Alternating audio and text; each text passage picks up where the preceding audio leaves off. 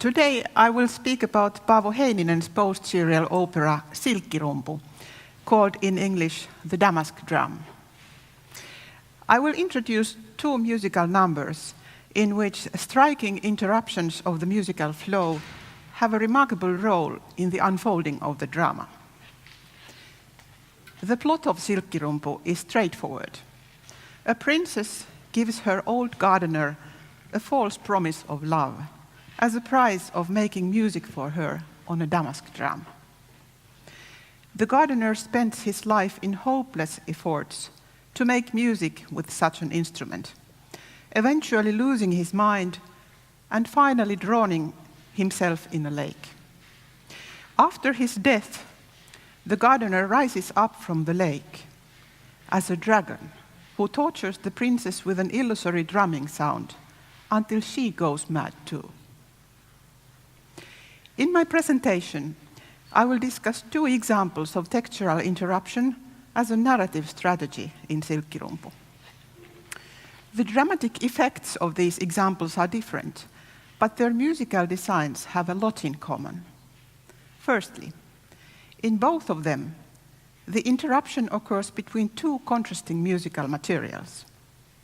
Secondly, at a moment of interruption, the previous material is suddenly and unexpectedly replaced by the new material.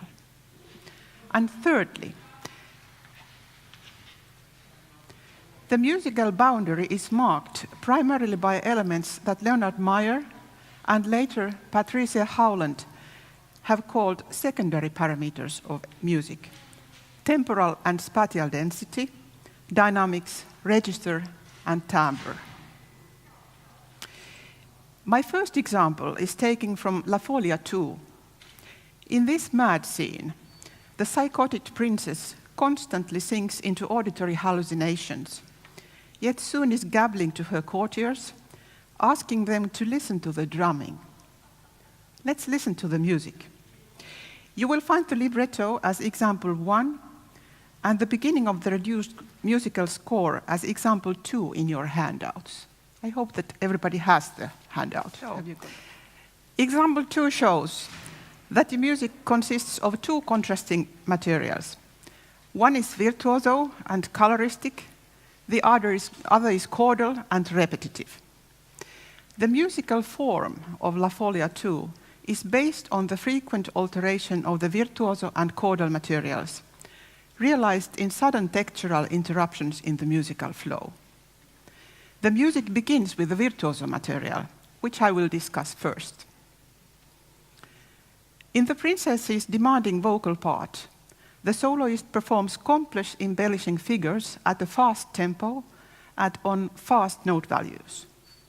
Typically, the continuity of the melodic line is disrupted by sudden, rapid intervallic jumps to pitches that clearly stray from the melodic line, creating an impression of sudden insane cries in the middle of rational sentences. The disruptive effect of the leaps has been emphasized by accents, staccato, or sforzato expressions. The unnatural prosody, over-articulated phonemes, parallel text passages, and exaggerated vibrato weaken the intelligibility of the text, which presumably reflects the princess losing her ability to think rationally. The coloristic effects of percussion and string instruments strengthen the impression of incoherence. Consequently, the princess's vocal part, with all its virtuoso features, might be called the vocal expression of her madness. The chordal material creates a clear contrast to the virtuoso material. It consists of a repeated chord progression on steady 8 notes in 5/8 time signature. The dense blocks of chords are always positioned in the low register below their uppermost tone E flat in the one-line octave. All passages are orchestrated for strings, but the soloist joins in the chords, repeating the uppermost pitch E flat as well. The repetition is prominent because it appears on one of the lowest notes in the soprano's tessitura. In the virtuoso material, the soloist operates mostly in the middle or upper register. The chordal material throbs and sounds anxious. There is at least one instance of sharply dissonant interval 1 in each chord, and all notes are either accentuated or played with a down bow or collegno battuto. Beating with the bow readily creates an association with the drum, the central symbol in Silkkirumpu. And drumming, clearly, refers to the gardener's efforts to spark the princess's love. Let us now consider the moments of interruption. I believe that the disjunction, which marks a musical boundary, is created by significant changes in the sonic features of music. Further, the effect of disjunction is stronger the more coinciding changes there are in several musical parameters.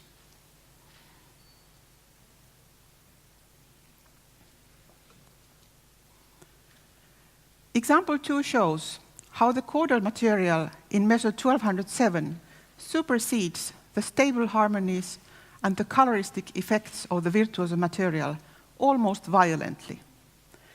In the beginning of measure 1207, we see several simultaneous changes and parameters like the rhythmic structure, that is, temporal density, as well as register, timbre, and dynamics.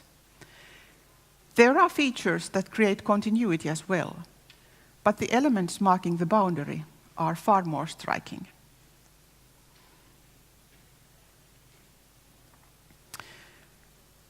Only after 3 measures, in the beginning of measure 1210, the virtuoso material in a varied form suddenly replaces the chordal material. The sonic criteria for disjunction are the same as in measure 1207. In addition, the beginning of the soloist vocal phrase is clearly articulated by the 1-bar rest before she begins. In the next interruption, in measure 1216, we see an 8-note rest on a moment of change. The percussion instruments and piano, however, fill in the rest with their blow, thus giving to the strings and the soloist an impulse to start their chordal material. Because the virtuoso and chordal materials are essentially different in construction, the moment of change effectively draws the listener's attention. It is also significant that in La Folia 2, the musical flow is frequently interrupted, usually after only a few measures.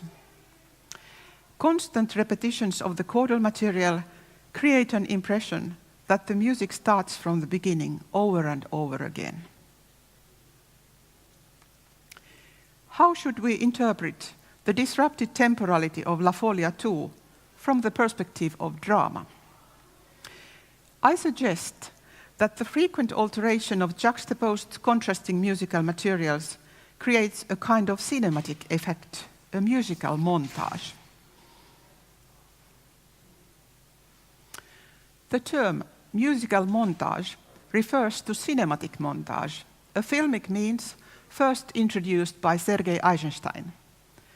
Cinematic montage consists of edited sequence of shots in a film, showing an event or character from several perspectives, one after the other. The elements of montage, in principle, might be distant or contradictory, and they intentionally blur the order and causality of events. Montage is an effective means of showing the connection between certain events or phenomena in the drama.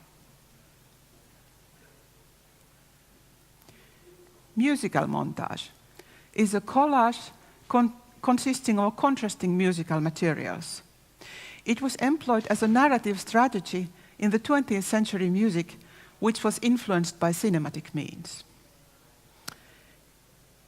In La Folia 2, the musical montage illustrates the juxtaposed levels of the consciousness of the princess, who repeatedly sinks into her insane fantasies, yet at times vaguely perceives reality. Trapped in her hallucinations, she loses a sense of time, as if she were in a trance. The constantly repeated chordal material in La Folia 2 might reflect how the princess will suffer forever from the imaginary sound of a damask drum. The soul of the gardener never gives her peace.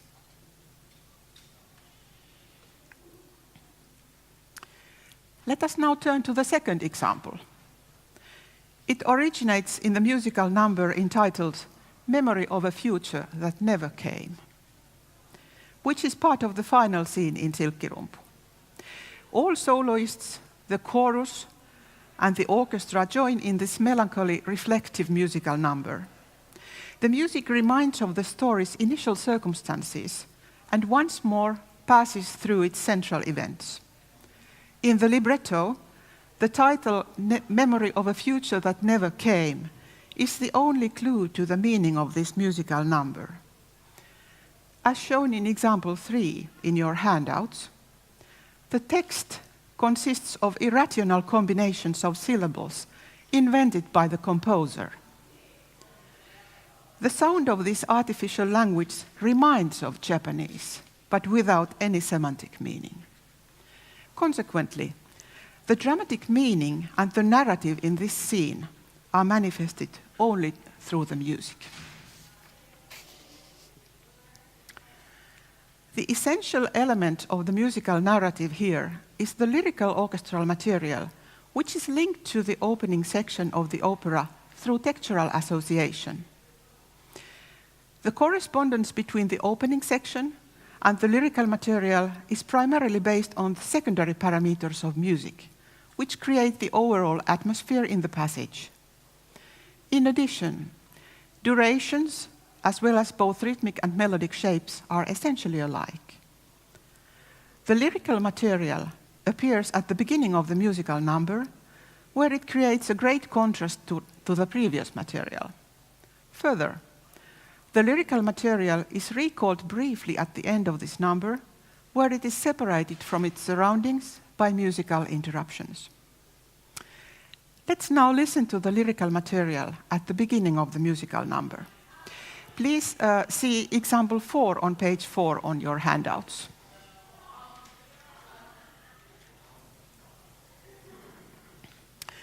The lyrical quality and the melancholy mood of the orchestral material are the result of the combined musical parameters. The soft, airy orchestration includes neither brasses nor percussion instruments. The woodwinds are directed to perform their melodic shapes mezzo-piano, as well as espressivo or dolce. The dark, mellow sound color of the English horn and bass clarinet is prominent. The string instruments lightly support the wind instruments with fast tremolo, pianissimo, and consordini. The extreme registers are avoided. The melodic shapes, which tend to begin on a metrically weak 8 note, consist of steady 8 notes leading to an emphatic long note near the end of the phrase. In the context of Silkkirumpu's post-serial musical language, the melodic shapes performed cantabile in a tranquillo tempo are unusually continuous. Furthermore, the harmonic quality is strikingly consonant. Intervals 3 and 4 between the instrumental parts appear often. Let us now listen to the very end of Memory of the Future That Never Came, which you can see as example 5.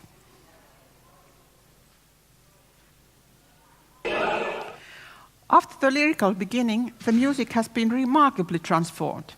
Recalling several ideas from the numbers heard earlier in Silkkirumpu, the music gradually turns more and more furious and reaches its chaotic high point in measure 1591. The material is both spatially and temporally dense, and the timbre at this high dynamic level is harsh. In addition to woodwinds and strings, the music includes several percussion instruments, 5 vocal soloists, and the chorus. The fast repetitive idea of the second demon, as well as the princess's long thrill and glissando, are combined with an emphatic unisong melody in the chorus. Meanwhile, the behavior of the strings reminds of percussion instruments. Together with the woodwinds, they perform a 12-tone chord using Bartók pizzicato. The expression marks for all parts ranges from forte to extreme sforzando. By the end of the measure, the rapid ascending melodic figure in the first and second violins creates expectations of the continuation, but the music is suddenly interrupted at the bar line.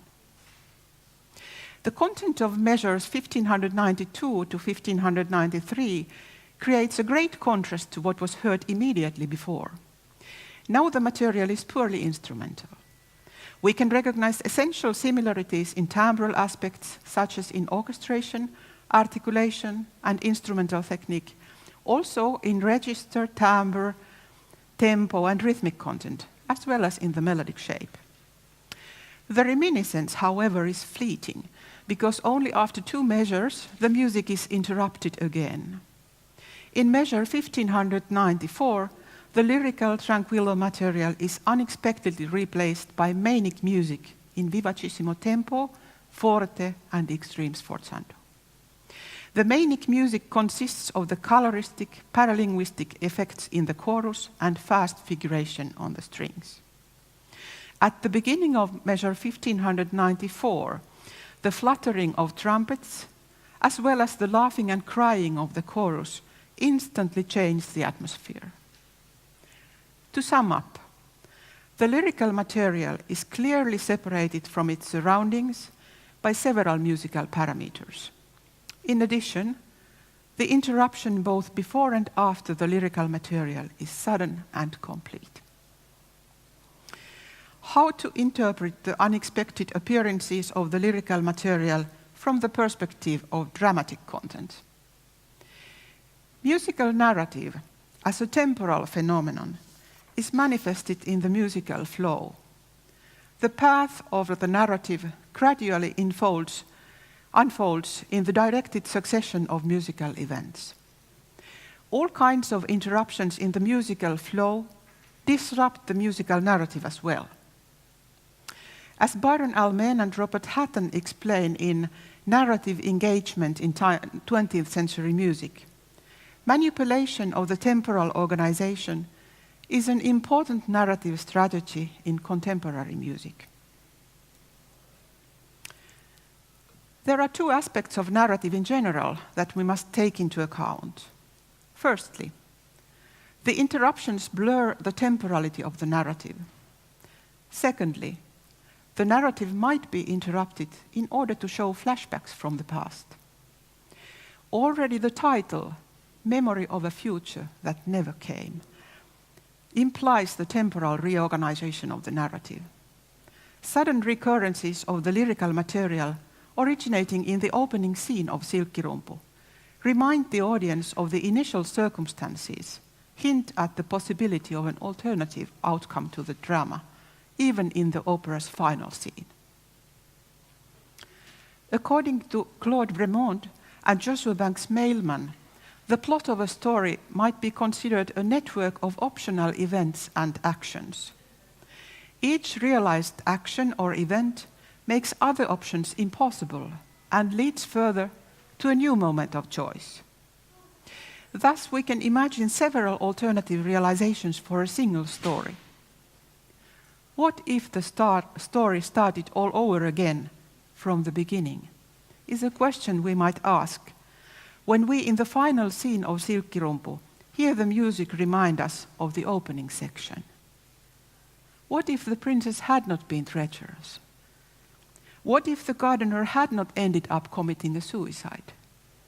What if the story had another outcome?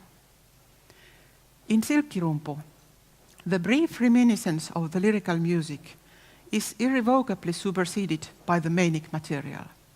So, the realized plot ends in destruction. But in the beginning, there was a possibility for true love. Thank you.